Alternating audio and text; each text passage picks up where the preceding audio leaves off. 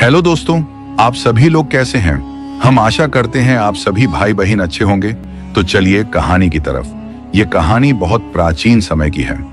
चंदनगढ़ पहाड़ की हसीन वादियों के बीच बसा एक छोटा सा राज्य था, जिसके राजा जयदेव सिंह थे, जो अपने प्रजा को अपने पुत्र की तरह चाहते थे। राजा जयदेव सिंह के राज्य में प्रजा अपने अच्छे से सुखपूर्वक दिन गुजार रही थी। किसी को कोई दुख नहीं था। राजा जयदेव सिंह एक पुत्र था जिसका नाम राजकुमार धर्मवीर था, जो प्रजा में सबका चहेता था। पूरी प्रजा राजकुमार को बहुत चाहती थी। एक दिन राजा जयदेव सिंह अपने राज्य के जंगल में शिकार करने के लिए गए हुए थे। उनके साथ 4 सैनिक और भी थे, जो राजा के रक्षक थे। राजा शिकार की तलाश में जंगल के काफी आगे निकल गए। तभी राजा को एक शेर दिखा। शेर को देखकर राजा खुश हो गए और शेर को मारने के लिए राजा ने अपने धनुष में तीर चढ़ा लिया और शेर की तरफ छोड़ दिया। तीर सीधा जाकर शेर के पेट में लगा। अपने ऊपर हुए अचानक हमले से शेर दहाड़ उठा। शेर ने राजा जयदेव सिंह को तीर चलाने के लिए दूसरा मौका नहीं दिया और राजा के ऊपर छलांग लगा दी, जिससे राजा जयदेव सिंह जमीन में गिर पड़े और उनके शरीर में शेर के पंजों के निशान बन गए। पंजे लगते ही राजा जयदेव सिंह बेहोश हो गए। राजा के बेहोश होते ही शेर ने फिर से उनको मारने के लिए छलांग लगाई, लेकिन जैसे ही शेर राजा जयदेव के ऊपर पंजे मारने के लिए अपना पंजा बढ़ाया, वैसे ही हवा में आकर शेर को एक साथ 4 तीर लगे। शेर वहीं पर जमीन में गिर गया और तड़प तड़प कर मर गया। वे 4 तीर राजा के रक्षकों ने चलाए थे। 4 रक्षकों ने राजा को उठाया और वापस महल में ले आए। राजा जयदेव सिंह को बेहोशी की हालत में देखकर महल में अफरा तफरी मच गई। 4 रक्षकों ने राजकुमार से सब बता दिया जो जंगल में हुआ था। राजकुमार ने तुरंत अपने शाही वैद्य को बुलाया। वैद्य ने इलाज करना शुरू कर दिया, लेकिन राजा की बेहोशी न टूटी और राजा का शरीर धीरे धीरे नीला पड़ने लगा। राजमहल में सभी लोग हताश और निराश थे। किसी के कुछ समझ में नहीं आ रहा था कि क्या करें कि राजा सही हो जाए। तभी महल के चारों ओर जोर जोर से हवाएं चलने लगी, बिजली कड़कड़ाने लगी, आसमान में काले काले बादल छाने लगे। पूरे महल में खलबली मच गई। ऐसा पहले कभी नहीं था। आज ऐसा क्यों हो रहा है? राजकुमार पहले ही अपने पिताजी को लेकर चिढ़ित था। अब यह दूसरी मुसीबत भी तैयार हो रही थी। तभी राजमहल के हवा में एक भयानक अट्टहास होने लगा। तभी धीरे धीरे हवा में पेड़ की पत्तियां एक जगह इकट्ठा होने लगी और एक स्त्री को रूप लेने लगी। राजकुमार ने जब यह देखा, आश्चर्यचकित हो गया। तभी वह स्त्री राजकुमार धर्मवीर से गरजती हुई आवाज में बोली, राजकुमार धर्मवीर, तेरे पिता ने मेरे पति वनदेव को मारा है, जो शेर के रूप में जंगल में ढल रहे थे। इसीलिए उनका बदला लेने में मैं आई हूँ। वनदेवी, उनकी धर्मपत्नी, मैं इस पूरे चंदनगढ़ को तहस नहस कर दूंगी। कुछ भी नहीं रहेगा, यहाँ कुछ भी नहीं। वनदेवी की ऐसी बात सुनकर राजकुमार सहम गया और बिना देर किए राजकुमार धर्मवीर अपने दोनों हाथों को जोड़ते हुए वनदेवी के सामने घुटने के बल बैठ गया और बोला, है वनदेवी, ऐसा ना करो, सभी निर्दोष लोग मारे जाएंगे। वनदेवी गुस्से में बोली, निर्दोष तो मेरे पति भी थे, उन्हें क्यों मारा तुम्हारे पिता ने? नहीं, मैं यहां पर किसी को भी नहीं छोड़ूंगी, सबको मार दूंगी। राजकुमार धर्मवीर बोला, ऐसा ना कहिए देवी, मेरे पिताजी भी अभी तक बेहोश हैं, उन्हें होश नहीं आ रहा है, उन्हें आपके पति को मारने की सजा मिल चुकी है। वनदेवी और भी गुस्से बोली, मैं कुछ नहीं जानती राजकुमार, मैं तभी रुकूंगी जब मेरे पति मुझे दोबारा जीवित मिले। बोलो, उन्हें जीवित कर सकते हो? राजकुमार बोला, अगर दुनिया में आपके पति को जीवित करने का कोई उपाय होगा तो मैं जरूर आपके पति को जीवित करूंगा। राजकुमार की बातें सुनकर वनदेवी का गुस्सा थोड़ा शांत हुआ और बोली, एक उपाय तिलिस्मी कमल, जिसका रस लेने से मेरे पति पुनर्जीवित हो जाएंगे और तुम्हारे पिता भी ठीक हो जाएंगे। बोलो, ला सकते हो तिलिस्मी कमल? राजकुमार वनदेवी से बोला, हे देवी, आप तो स्वयं एक देवी हो, तो आप स्वयं तिलिस्मी कमल ला सकती हो। वनदेवी बोली, मैं नहीं ला सकती, क्योंकि जहां पर तिलिस्मी कमल है वहां पर मैं नहीं जा सकती हूँ। मुझे वहां पर जाना मना है, अगर मैं गई तो भस्म हो जाऊंगी। राजकुमार धर्मवीर बोले, तो ठीक है वनदेवी, मैं जाऊंगा, वहां पर तिलिस्मी कमल लाने चाहिए। इसके लिए मुझे अपनी जान ही क्यों ना देना पड़े। आप वहां तक पहुंचने के लिए मुझे रास्ता बताइए। वनदेवी बोली, राजकुमार, वहां तक पहुंचना आसान नहीं है। वहां जाने के लिए 5 तिलिस्मी द्वारों से गुजरना पड़ता है और हर द्वार में एक से बढ़कर एक खतरा है और हर द्वार खोलने के लिए अलग अलग 5 तिलिस्मी वस्तु हैं जो न जाने कहां पर और किसके पास है, और वह द्वार तभी खुलेंगे जब वह पांचों वस्तुएं तुम्हारे पास होंगी, जो यह है तिलिस्मी पत्थर, चमत्कारी मणि, तिलिस्मी फल, लाल मोतियों की माला और स्वर्ण पंख, जिनमें मुझे केवल तिलिस्मी पत्थर के बारे में पता है कि वह कहां मिलेगा। पहले इन पांचों तिलिस्मी वस्तुओं को मेरे पास ले आओ। राजकुमार बोला, ठीक है, अब आप तिलिस्मी पत्थर तक जाने का उपाय बताइए। उसके बाद बाकी बची चारों वस्तुओं को मैं खुद खोज लूंगा। वन देवी बोली, ठीक है, सुनो, यहाँ से उत्तर दिशा की ओर 10 कोस जाने पर एक जंगल मिलता है, जिसमें एक आदमी पत्थर का बना हुआ, वही आदमी तुमको तिलिस्मी पत्थर के बारे में बता सकता है। और अगर तुमने यह पांचों वस्तुएं 1 वर्ष के अंदर मेरे पास नहीं ला पाए तो मैं यहाँ किसी को नहीं छोड़ूंगी, सब कुछ तहस नहस कर दूंगी। राजकुमार आत्मविश्वास बोला, वन देवी, मैं समय पूरा होने से पहले पांचों वस्तुएं ले आऊंगा, लेकिन तब तक आप मेरे पिताजी को कुछ नहीं होने देंगे और मेरे राज्य में कोई विपत्ति नहीं आने देगी। वन देवी बोली, ठीक है, अब जाओ और पांचों तिलिस्मी वस्तुओं को ढूंढ लाओ। अगर पांचों वस्तुएं ले आना तो मुझे पुकारना, मैं तुरंत आ जाऊंगी। इतना कहने के बाद वन देवी अट्टहास लगाते हुए वहां से गायब हो गई। वन देवी के गायब होते ही मौसम साफ सुथरा हो गया। अगले दिन राजकुमार अपने साथ एक घोड़ा ले लिया जिसका नाम बादल था, और साथ में तलवार, धनुष, बाण आदि चीजें ले ली जो उसके सफर में साथ दे दी। राजकुमार धर्मवीर एक अनजाने सफर में चल पड़ा, जिसका ना कोई ठिकाना था ना ही कोई मदद, बस अपने राज्य और अपने पिता को बचाने के लिए चल दिया। राजकुमार वन देवी के बताए रास्ते में उत्तर दिशा की ओर चल दिया। रास्ते में पहाड़, नदियां, मैदान आदि से निकलते हुए 10 कोस जाने के बाद राजकुमार को जंगल नजर आने लगा। राजकुमार जंगल की सीमा के पास पहुंच गया। जंगल में घुसते ही राजकुमार को जानवरों की भयानक आवाजें सुनाई देने लगी। राजकुमार बिना डरे हुए जंगल में बढ़ते चले जा रहे थे। जंगल के अंदर थोड़ा दूर जाने पर राजकुमार को एक पत्थर की मूर्ति नजर आने लगी। मूर्ति जो एक घेरे में खड़ी थी। घेरा छोटी छोटी झाड़ियों से बना हुआ था। राजकुमार धर्मवीर घोंडे से उतरकर मूर्ति के पास जाने के लिए जैसे ही घेरे की झाड़ियां हटाना शुरू किया, राजकुमार के ऊपर एक कबूतर ने हमला कर दिया। इस तरह से अचानक अपने ऊपर हुए हमले से राजकुमार बौखला गया। इसके बाद राजकुमार ने अपनी तलवार निकाल ली और जैसे ही कबूतर राजकुमार के ऊपर हमला करने के लिए पास में आया तो राजकुमार ने उसे पकड़ लिया, और फिर राजकुमार कबूतर को मारने के लिए जैसे ही तलवार उठाई वैसे ही एक आवाज गूंजी, इसे मत मारो, ये मेरा साथी है। आवाज सुनते ही राजकुमार रुक गया और इधर उधर देखने लगा। फिर से आवाज आई, मैं तुम्हारे सामने खड़ा हूं। राजकुमार गौर से देखा तो आवाज पत्थर की मूर्ति से आ रही थी। मूर्ति फिर से बोली, तुम कौन हो और यहां क्यों आए हो? राजकुमार बोला, मैं चंदनगढ़ का राजकुमार हूं और मैं यहां पर तिलिस्मी पत्थर के लिए आया हूं। मूर्ति राजकुमार से बोली, तुम्हें तिलिस्मी पत्थर क्यों चाहिए? राजकुमार धर्मवीर बोला, उस तिलिस्मी पत्थर से एक तिलिस्मी द्वार खुलेगा जिसमें तिलिस्मी कमल रखा हुआ, जिस कमल से मेरे पिताजी ठीक हो जाएंगे और वनदेव भी जीवित हो जाएंगे, जिन्हें मेरे पिताजी मार दिया है क्योंकि वह उस वक्त शेर के रूप में थे। मूर्ति बोली, वह तिलिस्मी पत्थर मेरे पास था लेकिन अब नहीं है, उसको जादूगर शक्तिनाथ मुझसे छीन कर ले गया। राजकुमार बोला, यह सब कैसे हुआ? क्या मुझे विस्तार से बताओगे? पत्थर की मूर्ति बोली, मेरा नाम शंकर है और मैं यहाँ अपनी पत्नी वैशाली के साथ रहता हूँ। वैशाली इतनी सुंदर थी कि जो भी देखता बस देखता ही रह जाता। उसके रूप के आगे अप्सराओं का रूप भी फीका पड़ जाता था। हम दोनों आराम से अपना सुखमय जीवन व्यतीत कर रहे थे कि एक रात गर्मी बहुत ज्यादा थी तो हम दोनों यहाँ खुले आसमान के नीचे लेट गए। कुछ देर बाद ठंडी ठंडी पुरवाई हवा चली और हम दोनों गहरी नींद में सो गए। तभी आकाश में एक तेज रोशनी का गोला प्रकट हुआ। धीरे धीरे गोला बड़ा होने लगा और उसमें से एक पवन रथ प्रकट हुए जिसमें जादूगर शक्तिनाथ विराजमान था, जो शायद अपने पवन रथ पर सैर करने निकला था। पवन रथ उड़ता हुआ जब इस जंगल के ऊपर से गुजरा तो जादूगर शक्तिनाथ की नजर मेरे और मेरी पत्नी के ऊपर पड़ी। वैशाली को देखकर जादूगर शक्तिनाथ मंत्र मुग्ध हो गया। शक्तिनाथ ने अपना पवन रथ आकाश में रोका और खुद उड़ता हुआ हम दोनों के पास में आ गया और सोई हुई वैशाली पर कोई मंत्र किया जिससे वह बेहोश हो गई, और वह जैसे ही वैशाली को उठाने लगा मेरी नींद खुल गई। उसने एक हाथ में जादुई छड़ी ली हुई थी।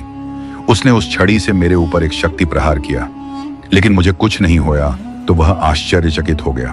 तभी मैंने अपने पास से तिलिस्मी पत्थर निकाला।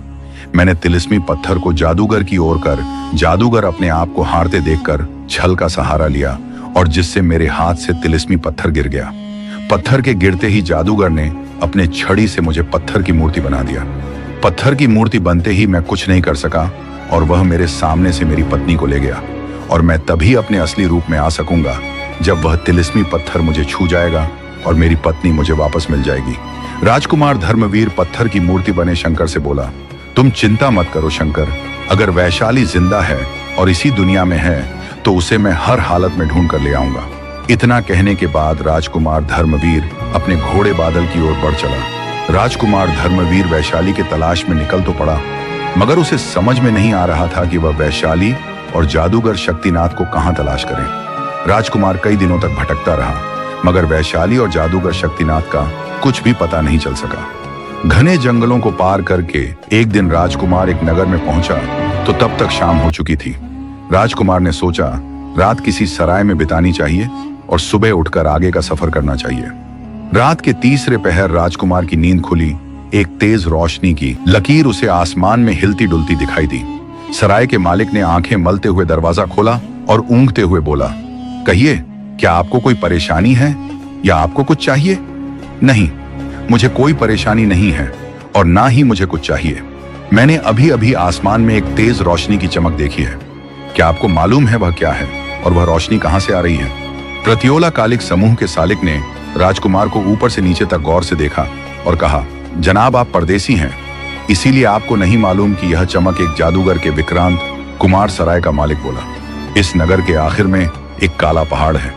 काला पहाड़ के उस पार से जादूगर रहता है। सराय के मालिक के मुंह से शक्तिनाथ का नाम सुनकर राजकुमार की बाँछें खिल गईं। उसने सराय के मालिक से और कोई सवाल नहीं पूछा और सीधे अपने कमरे में आकर सो गया। राजकुमार धर्मवीर काला पहाड़ को जब पार करके दूसरी ओर पहुंचा, राजकुमार धर्मवीर का घोड़ा बादल सर पर दौड़ता चला जा रहा था।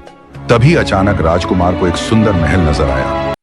राजकुमार ने घोड़े का रुख महल की तरफ कर दिया, क्योंकि राजकुमार समझ गया था कि यह महल अवश्य ही जादूगर शक्तिनाथ का है। घोड़ा तीर की तरह दौड़ा और एक लंबी छलांग मारकर आग को फांदता हुआ महल में प्रवेश कर गया। इधर महल के अंदर जादूगर शक्तिनाथ अपने जादुई शीशे में राजकुमार की एक एक हरकत देख रहा था। एक विशाल दरवाजे के पास आकर जादूगर शक्तिनाथ रुक गया और उसने दरवाजे के सामने 3 बार ताली बजाई तो दरवाजा अपने आप खुल गया। अंदर एक बड़े से खूबसूरत पलंग पर एक खूबसूरत युवती बैठी थी। वह गुस्से से चीखकर जादूगर से बोली, धूर्त जादूगर, मुझे मेरे पति के पास जाने दे। तू अपने मकसद में कभी भी कामयाब नहीं हो सकेगा। मैं अपनी जान दे दूंगी, पर तुम जैसे शैतान से शादी कभी नहीं करूंगी। जादूगर शक्तिनाथ कुटिल हंसी हंसते हुए बोला, हाँ हाँ, घबरा मत। लड़की, तेरे पति ने तुझे यहाँ से ले जाने के लिए एक राजकुमार को भेजा है। वह राजकुमार खुद को बहुत चालाक और बहादुर समझता है, मगर यह नहीं जानता है कि मौत का दूसरा नाम जादूगर शक्तिनाथ है। मैं उसे तड़पातड़ा कर मरूंगा, फिर उसकी चिता का हवन कुंड बनाकर तेरे साथ शादी के फेरे लूंगा। मैं वैशाली को लेने आया हूं और उसे यहां से लेकर ही लौटूंगा। अगर तुमने मेरा रास्ता रोकने की कोशिश की तो मैं अपनी तलवार से तुम्हारा सिर धड़ से अलग कर दूंगा। मगर यह क्या? राजकुमार चकराकर दोबारा फर्श पर गिर पड़ा। राजकुमार को अपनी आंखों के सामने अपनी मौत नाचती नजर आने लगी। तलवार न जाने कब उसके हाथों से छूटकर गिर चुकी थी। राजकुमार अब जिस जगह पहुंचा था वह गैलरी थी, जिसके दोनों तरफ लाइन से कमरे बने हुए थे। कमरों को देखकर राजकुमार ने सोचा, इतने सारे कमरे, वैशाली अवश्य ही इनमें से किसी एक में है। लेकिन वह कमरा कौन सा है, यह कैसे मालूम हो? क्योंकि सारे कमरे बंद हैं और समय बहुत कम है। महल में आग बढ़ती ही जा रही है। राजकुमारी वैशाली, तुम कहां हो? मैं तुम्हें दुष्ट जादूगर से छुड़ाने आया हूं। राजकुमार की तरकीब काम कर गई। एक कमरे से वैशाली की आवाज सुनाई दी, बचाओ बचाओ, मैं यहां हूं। राजकुमार तुरंत उस कमरे के पास पहुंचा और धक्के मारकर उसका दरवाजा खोलने की कोशिश करने लगा, मगर दरवाजा नहीं खुला। दरवाजा धूं धूं कर जल रहा था। राजकुमार ने अनुमान लगाया दरवाजा जलकर कमजोर हो चुका है। वह 2 कदम पीछे हटा और उछलकर दोनों पैरों की जोरदार चोट दरवाजे पर मारी। राजकुमार कमरे के अंदर आकर गिरा और फुर्ती से उठ खड़ा हुआ। उसके सामने एक खूबसूरत युवती खड़ी थी। उसे देखकर राजकुमार ने अनुमान लगाते हुए पूछा, क्या तुम ही वैशाली हो? हाँ, मैं ही वैशाली हूं, उसने जवाब दिया। राजकुमार ने तुरंत उसका हाथ पकड़ा और कहा, चलो, मैं तुम्हें यहां से छुड़ाकर तुम्हारे पति के पास ले जाने आया। इसके बाद राजकुमार ने जादूगर शक्तिनाथ के गले से तिलिस्मी पत्थर छीन लिया। राजकुमार वैशाली को लेकर जंगल पहुंचा, जहां उसका पति पत्थर का बना हुआ था। राजकुमार ने वैशाली को तिलिस्मी पत्थर दिया और कहा, इसे पत्थर को लेकर अपने पति को छुओ। तिलिस्मी पत्थर लेकर वैशाली ने जैसे ही अपने पति की मूर्ति को छुआ, वैसे ही पत्थर की मूर्ति में एक तेज रोशनी हुई, और रोशनी जैसे ही खत्म हुई, वहां पर अब वैशाली का पति खड़ा मुस्कुरा रहा था। शंकर और वैशाली दोनों राजकुमार की ओर हाथ जोड़ते हुए कहा, राजकुमार, हम दोनों आपके बहुत आभारी हैं। अगर तुम ना होते तो वैशाली जादूगर शक्तिनाथ के जाल में फंसी रहती और मैं पत्थर की मूर्ति बना रहता। राजकुमार दोनों लोगों के हाथ नीचे करते हुए बोला, नहीं, हाथ मत जोड़ो। मैं तो तिलिस्मी पत्थर के लिए तुम्हारे पास आया था, जिसे पाने के लिए तुम्हें मुक्त करना जरूरी था, जिसमें मेरा भी स्वार्थ है। इसलिए आप दोनों मेरे सामने हाथ मत जोड़िए। इसके बाद शंकर ने राजकुमार को तिलिस्मी पत्थर दे दिया। तिलिस्मी पत्थर तो मिल गया। वैशाली राजकुमार को लेकर अपने गुरु के पास चल दिया, और गुरु ने राजकुमार को उपाय बताया और दूसरे रहस्य की ओर चल दिया। राजकुमार धर्मवीर ने वैशाली और गुरु विदा लिया और अपने घोड़े पर सवार हुआ और पूर्व दिशा की ओर चल पड़ा। राजकुमार को एक बिल्ली देखी। राजकुमार धर्मवीर ने बिल्ली को छेड़ना ठीक नहीं समझा। वह उसके पीछे पीछे चल पड़ा। बिल्ली कई स्थानों का चक्कर लगाते हुए एक गुफा के सामने पहुंची और गायब हो गई। राजकुमार भी उसका पीछा करते हुए गुफा के द्वार तक जा पहुंचा। अब भी वह गुफा के भीतर घुसने की सोच ही रहा था कि उसके कानों में बड़ी मधुर आवाज आई, आओ राजकुमार, भैरवी रत्ना तुम्हारा स्वागत करती है। राजकुमार चौंक पड़ा। जिस स्थान पर बिल्ली गायब हुई थी, वही 22 वर्षीय एक अद्वितीय सुंदरी खड़ी उसका स्वागत कर रही थी। आपको कैसे मालूम कि मैं राजकुमार धर्मवीर हूं? राजकुमार ने प्रश्न किया। भैरवी रत्ना ने उत्तर दिया, मैं भैरवी हूं, भूत भविष्य और वर्तमान सब जानती हूं। मैं यह भी जानती हूं कि तुम यहां चमत्कारी मणि लेने आए हो। राजकुमार बड़े विनम्र स्वर में बोला, देवी भैरवी, जब आपको सब मालूम है तो फिर मुझे चमत्कारी मणि देने की कृपा करें। राजकुमार, चमत्कारी मणि मेरे पास होती तो मैं तुम्हें दे देती। मणि मेरे गुरु भूतनाथ के पास है। भूतनाथ उसे अपनी पगड़ी में पहने रहता है। उसका वध किए बिना तुम मणि नहीं पा सकते हो। भैरवी की आवाज धीरे धीरे गंभीर होती जा रही थी। राजकुमार, लेकिन देवी भैरवी, तुम अपने गुरु की हत्या क्यों करना चाहती हो? मेरे गुरु ने मुझसे छल किया है। किंतु राजकुमार, इस संबंध में और प्रश्न मत करना। भैरवी की आवाज कठोर हो गई थी। राजकुमार, धर्मवीर, ठीक है देवी, किंतु भूतनाथ की मृत्यु किस प्रकार होगी? भूतनाथ को मारना आसान कार्य नहीं है, इसलिए अधिक उतावले मत हो। भैरवी ने राजकुमार को समझाया। राजकुमार, भूतनाथ मुझसे प्रेम करता है।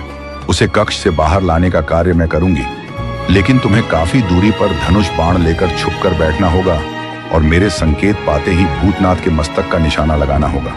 यदि निशाना ठीक बैठा तो तुम्हें चमत्कारी मणि मिल जाएगी। इस समय भूतनाथ ऐसे स्थान पर खड़ा था जहां से राजकुमार उसके मस्तक को बड़ी सरलता से निशाना बना सकता था। तभी भैरवी ने संकेत दिया। राजकुमार ने भैरवी का संकेत पाते ही बांधनुष पर चढ़ाया और डोरी को कानों तक खींचकर छोड़ दिया। राजकुमार का निशाना अचूक था। भूतनाथ का मस्तक शत विक्षत हो गया। वह बिना तड़पे ही मर गया। भूतनाथ के मरते ही भैरवी खुशी से उछल पड़ी। उसने भूतनाथ के पगड़ी से चमत्कारी मणि निकाली और राजकुमार को दे दिया। राजकुमार घोड़े पर सवार हुआ और भैरवी रत्ना से विदा लेकर वापस चल पड़ा। अब राजकुमार ने काले घोड़े से विदा ली और अपने घोड़े पर सवार होकर जंगल की ओर चल पड़ा। पुनः 7 दिन और 7 रातें घोड़ा दौड़ाने के बाद वह उसी जंगल में पहुंच गया है जहां उसको अपनी अगली मंजिल मिलनी थी। राजकुमार धर्मवीर की अगली मंजिल थी।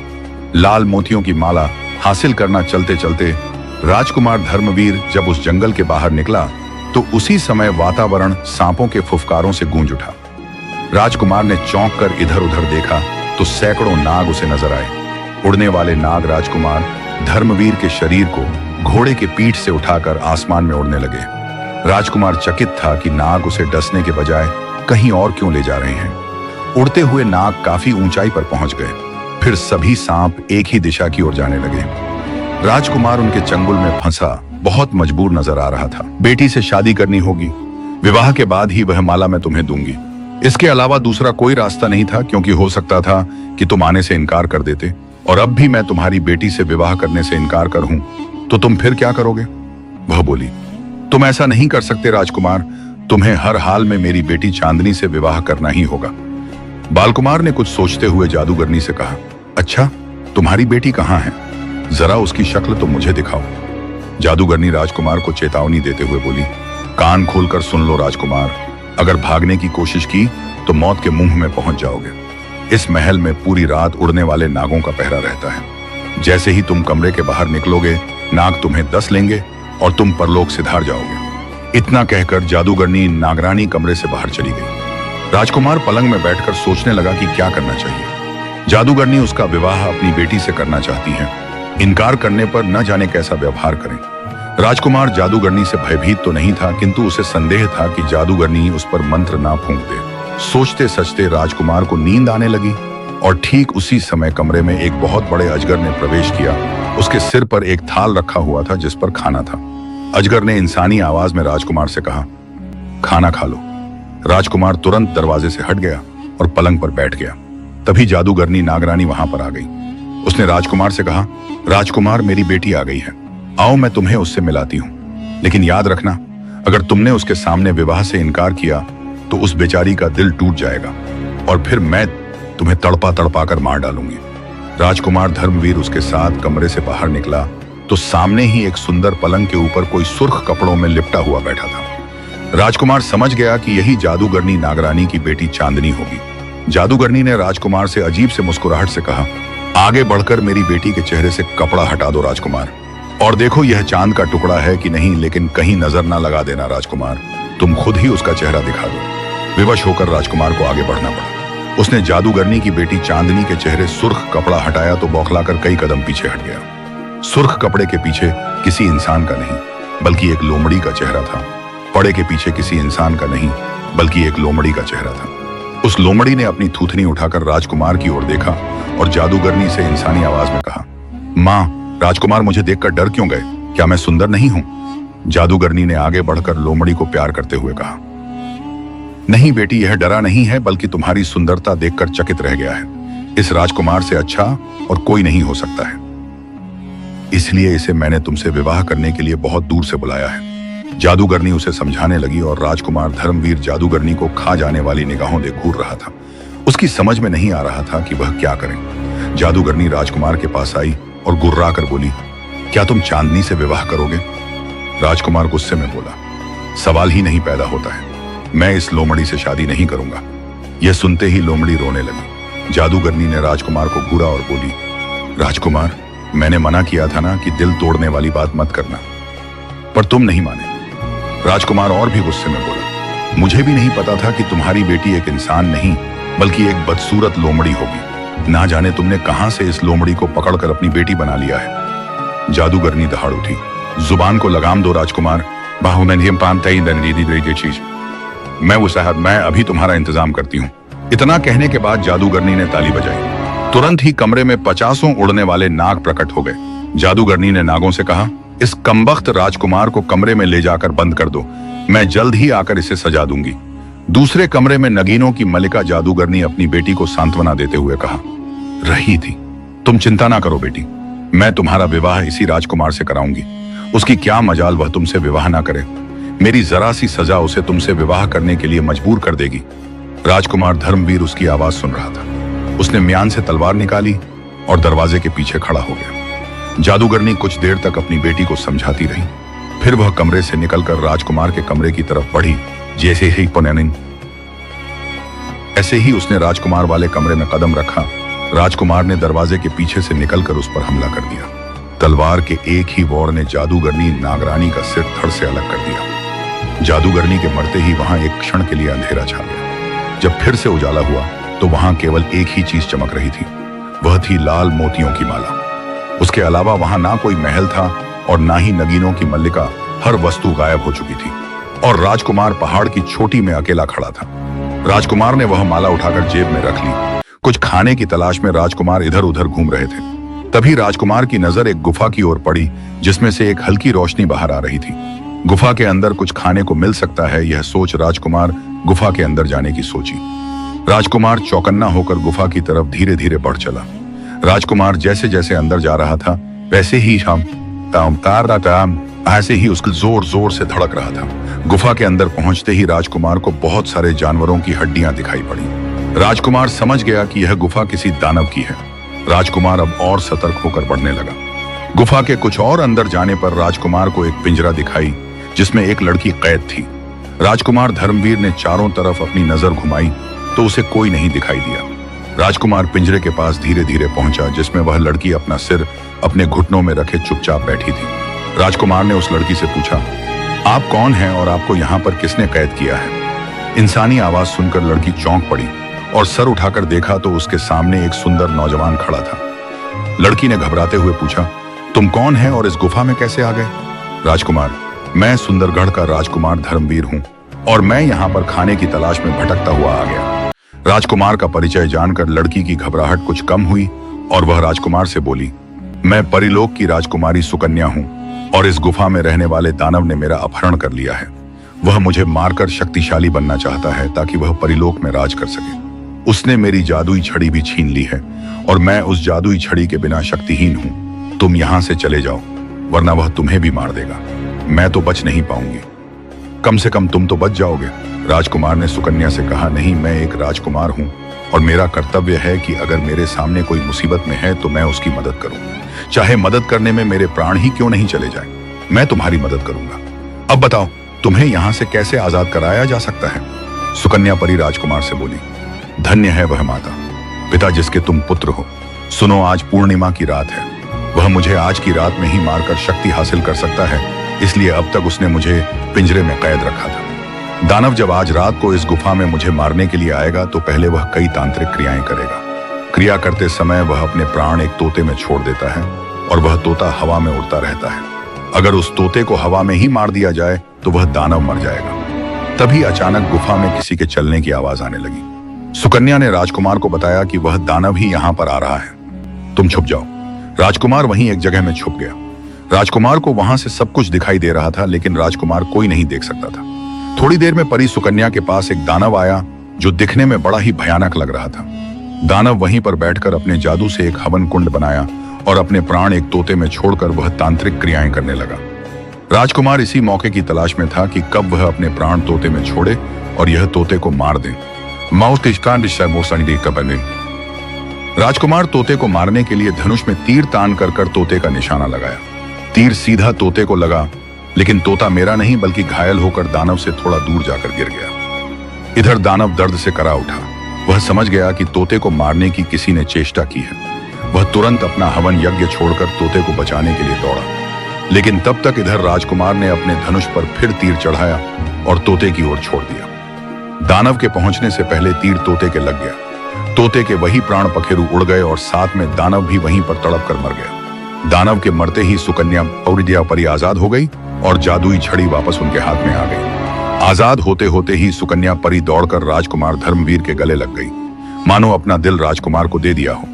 राजकुमार धर्मवीर भी शायद सुकन्या को पसंद करने लगे थे, इसलिए उन्हें गले मिलने से नहीं रोका। थोड़ी देर सुकन्या राजकुमार से थोड़ी दूर हुई तो शर्म की वजह से अपनी गर्दन नीचे झुका ली। फिर बोली, आप इस भयानक जंगल में क्यों भटक गए थे? राजकुमार धर्मवीर ने सुकन्या परी को अपनी पूरी कहानी बता दिया और बोले, जिनमें से मुझे तिलिस्मी पत्थर, चमत्कारी मणि और लाल मोतियों की माला मिल गई है, लेकिन अभी तिलिस्मी फल और स्वर्ण पंख खोजने हैं जिन्हें मैं नहीं जानता कि वे सब कहाँ मिलेंगे। सुकन्या परी खुश होते राजकुमार से बोली, मुझे पता है कि दोनों कहाँ मिलेंगे। सुकन्या परी की बात सुनकर राजकुमार खुश हो गया और बोला, तो हमें बताइए ये दोनों चीजें कहाँ मिलेगी? सुकन्या परी, तिलिस्मी फल एक उड़ते टापू में मिलेगा और वह उड़ता टापू केवल परिलोक से ही दिन में एक बार गुजरता है। तिलिस्मी फल के लिए आपको मेरे साथ परिलोक चलना होगा और आप जब तिलिस्मी फल ले आएंगे तब उसके बाद आपको मैं स्वर्ण पंख के बारे में बता दूंगी। राजकुमार, वो फिर हमें परिलोक ले चलिए, चलिए जहाँ उड़ता टापू मिलेगा। इसके बाद सुकन्या परी ने अपने जादुई छड़ी से एक जादुई कालीन प्रकट किया। राजकुमार और सुकन्या परी दोनों उसमें बैठकर परिलोक बहुत खुश हुए। सुकन्या परी ने अपनी पूरी दास्तान अपने माता पिता को बताया कि राजकुमार ने उन्हें कैसे बचाया, यह कौन है और परिलोक में क्यों आए हैं। सुकन्या परी की सहेलियों ने दोनों का शानदार स्वागत किया। सुकन्या परी की माँ और सहेलियां राजकुमार से मिलकर बड़ी खुश हुईं और उन दोनों के साथ महल तक आई। राजकुमार धर्मवीर सुकन्या परी के साथ 2 दिन रहा। उसने उन 2 दिनों में उसने पूरे परिलोक कर सैर की और उड़ने वाली कालीन में बैठकर आसपास के लोग भी देखे। राजकुमार परिलोक आकर उड़ने वाले टापू पर जाने की बात तो भूल ही गया था, सुकन्या परी के याद दिलाने पर राजकुमार को तिलिस्मी फल की याद आई। रात के ठीक 12 बजे सुकन्या परी और राजकुमार धर्मवीर दोनों बड़े सावधान खड़े थे। उड़ने वाला टापू किसी भी क्षण प्रकट हो सकता था। सुकन्या परी ने राजकुमार को सावधान करते हुए कहा, सावधान राजकुमार, यही उड़ता हुआ टापू है। राजकुमार तो पहले से ही सावधान था। वह पलक झपकते ही कालीन पर सवार होया और अगले ही क्षण उड़ते हुए टापू की ओर उड़ात भी राजकुमार की नजर लाल रंग के एक वृक्ष पर पड़ी, जिस पर हरे रंग का एक फल लगा हुआ था। राजकुमार का चेहरा खुशी से खिल उठा। उसे इस वृक्ष की तलाश थी। इसी वृक्ष के फल के लिए ही तो वह उड़ते टापू तक आया था। राजकुमार धर्मवीर उड़ता टापू से तिलिस्मी फल लेकर परिलोक में वापस आ गया, जहां सुकन्या परी राजकुमार का इंतजार कर रही थी। राजकुमार को अपने पास देखकर सुकन्या परी मन ही मन बहुत खुश हुई और साथ में राजकुमार भी सुकन्या परी को देखकर धीरे धीरे मुस्कुराने लगे। अब राजकुमार को तिलिस्मी कमल तक पहुंचने के लिए केवल स्वर्ण पंख चाहिए थे, जिसे सुकन्या परी बता सकती थी कि वह कहां मिलेगा। राजकुमार ने सुकन्या परी से स्वर्ण पंख के विषय में पूछा तो सुकन्या परी ने कहा, अभी आप थके हुए हो, 2-3 दिन आराम कर लीजिए, उसके बाद जाना। तब तक हम भी आपके साथ अपना समय व्यतीत कर लेंगे। राजकुमार, धर्मवीर नहीं, अभी हमारे पास समय नहीं है। जब तक हमारे राज्य में खतरा रहेगा हम कोई आराम नहीं करेंगे। आप स्वर्ण पंख पाने का उपाय बताइए।